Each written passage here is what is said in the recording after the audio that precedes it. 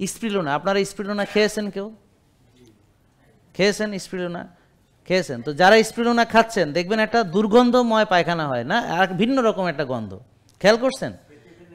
খেতে গেলে এটার ঘ্রাণ তো আলাদা আসে, কিন্তু এটা যখন আপনি যে খাবেন, যে যখন এটা টয়লেট বেরোবে সেটার আলাদা আর একটা গন্ধ আছে, মানে এখান থেকে হেভি মেটাল বেরোচ্ছে শরীর থেকে।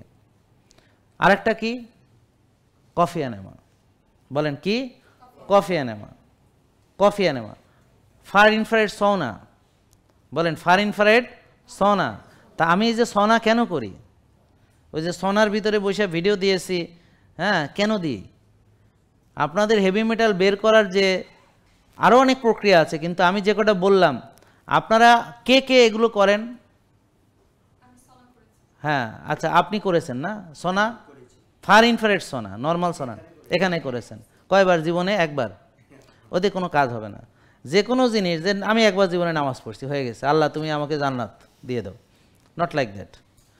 এই জিনিসগুলো রেগুলার করা ছাড়া কোনো উপকার পাওয়া যাবে না। আমি জীবনে একবার, হ্যাঁ, হেলদি ফুড খেয়েছিলাম, ওকে, এরকম না, রেগুলার খেতে হবে। আপনি রেগুলার কি করেন সেটা হচ্ছে আপনার ইয়ে। তাহলে দেখেন, আপনারা হার্টের যত্নের জন্যে যে বডি থেকে হেভি মেটাল বের করতে হবে বা ঢুকানো বন্ধ করতে হবে, এই ব্যাপারে আপনারা কনসাস? আলটিমেট অর্গানিক লাইফ, প্রকৃতির উপহার।